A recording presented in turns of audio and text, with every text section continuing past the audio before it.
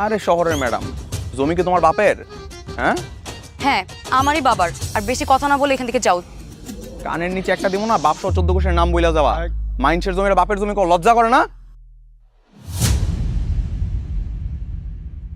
গ্রামের একটা অশিক্ষিত খ্যাত গাইয়া নেক্সট টাইম থেকে কথা বলার আগে 10 বার চিন্তা করবি তুই কার সামনে দাঁড়িয়ে কথা বলছিস। কার কতবার ভাবন লাগবো এটা তোর আমি এখনই বুঝাইতাছি। একদম চোখ এমন মতো কিছু করিনি, আর কি কোনো খালি দেখ। পিন্টুটার দর। আরে আরে কোথায় নিয়ে যেতেছ? আরে ছাড় আমাকে।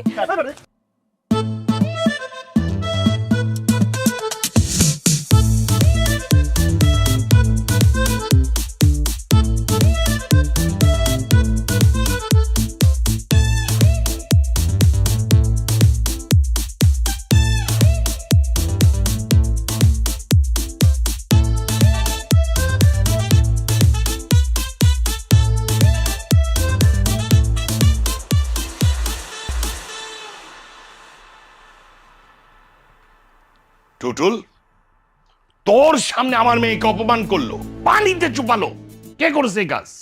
তাহলে আমার সামনে চিল্লাইতেছেন কি লেগে? আপনি তো আমার কইলেন যে সিংধারা নিয়ে যাই জমি দেখাইতে, এর লেগে তো নিয়ে গেছিলাম। হ্যাঁ বাবা, তোমার কথা শুনেই তো ওই জমিতে গেলাম ফ্যাক্টরি বানাতে। আচ্ছা ওই জমিটা কি আমাদের? হ্যাঁ অবশ্যই আমাদের। কিন্তু ওই ছেলেটা বললো যে এই জমিটা ওর বাবার। আমাকে গ্রামের সকলের সামনে অপমান করেছে। এইভাবে তোর অপমান করাটা ঠিক হয় নাই। এখন যদি ওরা তোর কোনো ক্ষতি করার চেষ্টা করে। আব্বা তুমি হুদাই টেনশন করো না তো, এইসব ক্ষতিমতি করানোর সাহস ওরা করতো না। আরে কি এমন অপরাধ করছো আমি তো সেটাই বুঝলাম না। আর তুই মনে হয় এটার চিরস নাই। আর ও তো তোরই চাস্তো বোন আনোয়ারের মাইয়া। শুনছি কালকে বিকেলে নাকি ওরা আইসে গ্রামে, ওই কোনে কোন ফ্যাক্টরি করবো হেলে।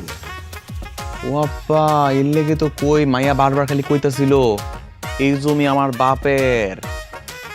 আমি খালি যদি ওই সময় এখানে এটা জানতাম আব্বা, জীবন অত সহজে মায়াটার আমি ছাড়তাম না। তুই একদম মন খারাপ করিস না, তুই দেখ ওই ছেলেকে আমি কি করি। তোমাকে কিছু করতে হবে না বাবা, আমার প্রতিশোধ আমি নিজেই নিয়ে নিব।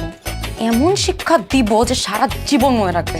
শোনো স্নিগ্ধা, এটা কিন্তু শহর না গ্রাম। হ্যাঁ, তুমি যা কিছু করবে ভেবে চিন্তে সাবধানে করবে, মনে রেখো কথাটা। আমার জন্য তোমাকে চিন্তা করতে হবে না মা, তুমি বরং ওর জন্য চিন্তা করো, কারণ খুব শীঘ্রই আমি ওর হাত পা ভেঙে গাছে ঝুলাবো। আব্বা তুমি তো সহজ সরল ছিলা, এই লেগে তোমার কাছে টিপস হইতে সবকিছু লয়ে গেছে গা। আমি তো তোমার মতো এত সহজ সরল না। আমিও করে এক খণ্ড জমিও নিবার দিব না। আমার এসে বিড়ির ফ্যাক্টরি করতে, সহায় সম্পত্তি যা আছে সব বেচা 15 বছর পরে এখন আবার এসে বিড়ির ফ্যাক্টরি করবো না, করাই দিয়েছে বিড়ির ফ্যাক্টরি। এই শহরের কাঙ্গালি গুলারে এমন শিক্ষা দিব কয়দিনের মতো দেবা আবার পালাই গেছে গা। বাজারে যাওয়ার দরকার সকালে নাইলে বিকালে, এই দুপুরবেলায় বাজার যায় কোনো কিছু পামু? তুমি তো ভাই দেরি করে আইলা। আল্লাহ যায় দেখি। তোর বেড়া মা, হ্যাঁ ওই যে ওরা সেই বেয়াদব দুইটা না, হ্যাঁ চালাই দাও, একদম ওদের গায়ের উপর দিয়ে চালাই দাও। হ্যাঁ হ্যাঁ, কি বলিস? ওদের গায়ের প্রত্যেকটা হাড় ভাঙার মোট মোট শব্দ আমি এখান থেকে শুনতে পাই। ঠিক আছে। জোরে।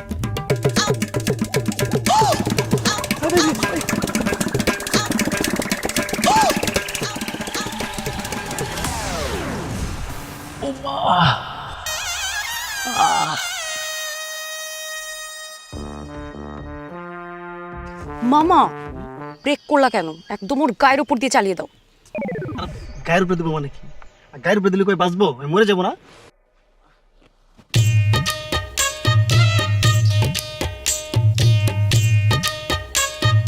মরুক, আমি তো মারতেই চাই ওকে। এই কি কইতেছো এসব তোমরা? গাড়ি পিছাও পিন্টু, গাড়ি পিছাইতে কও।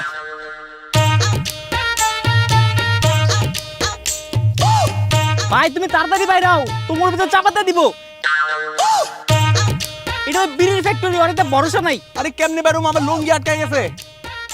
আরে ভাই লুঙ্গি খুললা বাইরে আও, লুঙ্গি গেলে লুঙ্গি পাইবা, জীবন গেলে কিন্তু জীবন পাইবা না ভাই। লুঙ্গি খুললা গেলে আমার ইজ্জত শেষ হয়ে যাবে, বুঝছ না? আয়া গাড়ি তাতে ধাক্কা দে।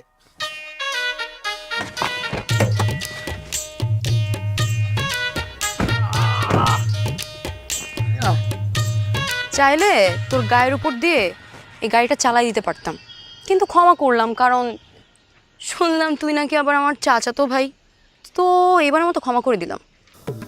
একবার খালি যদি এই জায়গা থেকে উঠবা পারি না, তুই মজাটা ভালো করে বুঝবি। দেখো মামা কে কি বলে, আমি না এই মুহূর্তে তোর কোমরটা ভেঙে সারা জীবনের মতো হসপিটালে থাকার ব্যবস্থা করে দিতে পারি, আর তুই আবার আমাকে হুমকি